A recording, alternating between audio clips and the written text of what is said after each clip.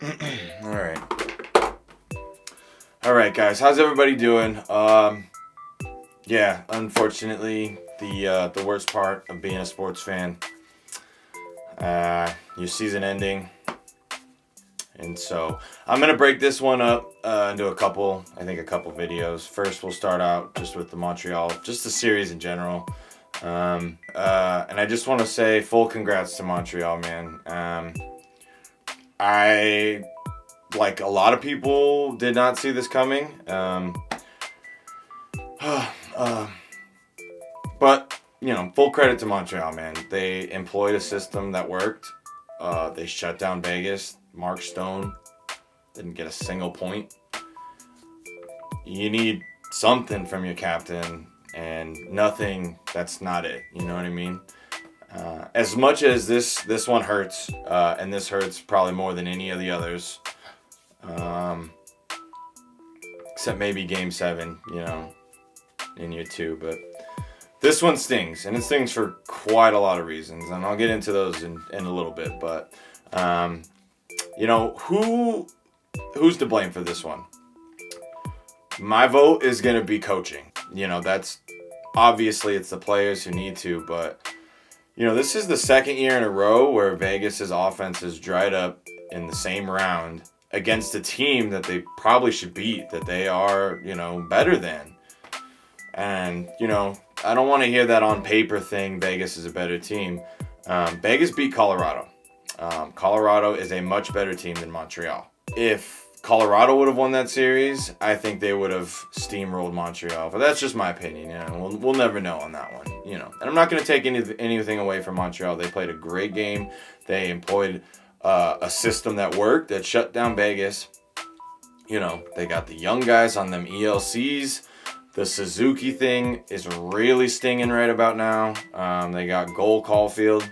How cool of a story is that? I'm very happy for the guy. A lot of teams passed up on him in the draft to the point where he fell to 15th, and, as a little guy, I think that's awesome. I could not be happier for Cole Caulfield, dude. Seems like a good dude. You can tell he plays hard, and he's making a lot of NHL GMs look pretty fucking stupid. So full props to them. Boy, do I miss Suzuki right now. I mean, at the end of the day, right, this series, what can you take away from? And you can take away center depth. I love Chandler Stevenson. I love Wild Bill. But Vegas needs that bona fide number one guy. Like, when you're going up against a Phil Deneau who can shut down everything, you need somebody who can break through that. You know what I mean? And it was clearly evident. I mean, they lost a lot of face-offs, which I noticed in big moments that they could have used. And it's not like it's completely like they got owned in center depth. Like, Nick Waugh is a good center. He came up with that huge goal in Game 4, right? Wild Bill is, I think, Vegas' best centerman, and he is a great defensive forward. That line, the misfit line, was actually +3, during the whole series. So that wasn't the issue, you know what I mean? But it does feel like they lack that true threat. Like when you play against a Dallas and you play against a Montreal who can just play that trap and shut things down, It really exposed how much Vegas relies on rush chances. And when you don't get those because teams know how to defend that, you need to figure something else out. And I think you can go two ways here. One is you need a scorer who can break through that, and two, you need a coach that can fucking adjust. Like, this is the second year in a row where they come to the same issue and the same shit happens. They didn't make Carey Price look like a hell of a goalie. Like, Carey Price did his thing. And I'll go back to game 6. Alec Martinez throws that pass out for the one-timer to Wild Bill. He shoots it anywhere else, that's a goal. But what does he do? He shoots it right the very bottom into the goalie's pad. I mean, he had a third of the net to shoot at. You know what I mean? And I'm not trying to knock on him, but like, that's just the truth. Like, they need somebody who, they're not going to do that. They're going to put the puck in the net. So the whole series, I mean, especially after game 1, like, it just leaves you mind blown that Vegas can play that game and then what happens, dude? They just didn't have it. It just, and I hate to put the blame on Fleury, man, like, because it's not on the goalie. But that game 3, it just really felt like, I don't know. I don't even know how to explain it. Because theoretically, I mean, if you see what happened, I mean, that goal doesn't happen. They win game 3. Well, they won game 4, and then they have a 3-1 series lead versus what actually played out. You know what I mean? And I don't want to say the series came down to that, but it's one of those things. It's definitely leaving that what if question. A lot to digest, really, and a lot to dissect for the Golden Knights. Like, you're getting into, again, coming up short. Like, what are you doing? You're doing the same shit over and over again, and you're just becoming perennial losers, honestly. Like, you want to be proud of a team that's expansion. Hey, like, they've made it to the conference final 3 out of 4 times. That's cool and all, but nobody really cares if you're the first loser. You know what I mean? And yes, I could not be more happy that I have an owner that wants to spend, and wants to win. Like, that's what every fan dies for, dreams for. But on the same token, they gave up Nick Suzuki to make it now. You know what I mean? They kept Cody Glass, and we all know that has not panned out so far, right? They mortgaged a lot of what could have been for now, and we're seeing coming up short. I mean, that's all there is to it, and it hurts. It stings. I love that they want to win now, and after year 1, they decided to say, F it and go for it, That's all you can really ask for as a fan, but, that does come with consequences in a sense. And now you're seeing a trend. You're seeing 2 years in a row where the same exact things happen, right? It's clearly there's something there. Like, Alex Pietrangelo was the big sign, the big change that they made.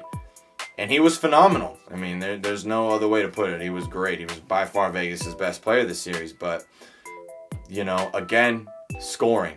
Again, not knowing how to break the other team's system. Like, what I want anybody who's watching to do is watch this Stanley Cup final. It starts tonight. And watch what Tampa does when they have to deal with the trap. Just watch. And I guarantee you, they're going to do a much, much better job of breaking through that than Vegas did.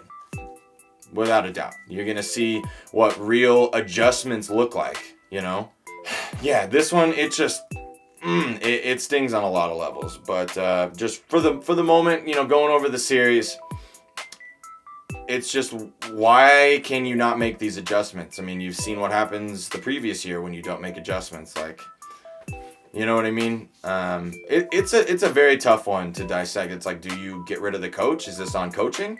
And I think a lot of it is. It's up to the coach to come up with something different when clearly what you're doing isn't working. And when you rely on one thing, if you rely that heavily on rush chances, that's clearly there's an issue there, Like, teams that win, they can win in many different ways. They, like, look at Tampa, Game 7. They won 1-0, right? Game 6, they blew that lead, lost in overtime. Game 5, we all 8-0. Tampa wins in different ways, man. They don't need to just do one way and that's it. That's all they can do. Like, that's just why they're again in the Stanley Cup final, and again why they're going to win. You're going to see what a team that knows how to adjust looks like. So, is it on coaching? I think, half and half. Like, if the coach physically himself can't put the puck in the net. So, you saw the big difference between Colorado's defense, which is a lot smaller, more skilled, versus Montreal's, which is a lot bigger, a little bit slower. And what they could do, they shut down Vegas. And, this entire series, man, the one thing I noticed was how much more crisp Montreal's passing was. It was like when they threw a pass, more times than not, it hit the stick. Like, wherever they were trying to go, they were able to get there. Versus Vegas, pucks bounced over their sticks constantly. It just, even that last Game 6, man, Martinez breaks a stick on an exit, goes right to Shea Weber, gets to walk into a slapper, no chance for Leonard, right? The second goal, Cole Caulfield, Wild Bill goes to dump the puck in, right? but Riley Smith is right there at the blue line, and it actually hits him and bounces right to a Montreal player and gets Cole Caulfield, hits that long stretch pass. Even the third goal, the series winning goal, you go for a slapper, probably the biggest bounce into the air I've ever seen. Goes right to them, 3-on-2. You know what I mean? That's how the entire series felt. That Josh Anderson thing, his 2 goals in Game 3 with Fleury. Like, some of those things you just really can't explain. But, there's a saying where you create your own luck. And so this is what I'm talking about. There's just a lot of different things to go over, and what can you really put the blame on? And I'm not going to put the blame on any one thing. I think it was a pretty big combination of different factors, It really felt like some luck was with Montreal in this. And then, Vegas not being able to adapt. The defense, that's the only place where Vegas' offense came from. It's just, it makes no sense, really. So this is a tough one. But I'm going to end this part with, full-on congrats to Montreal. Best of luck in the final. What a story they've been. They were down 3-1 to Toronto, win the next 7 in a row. It's a nice Cinderella story. It really is.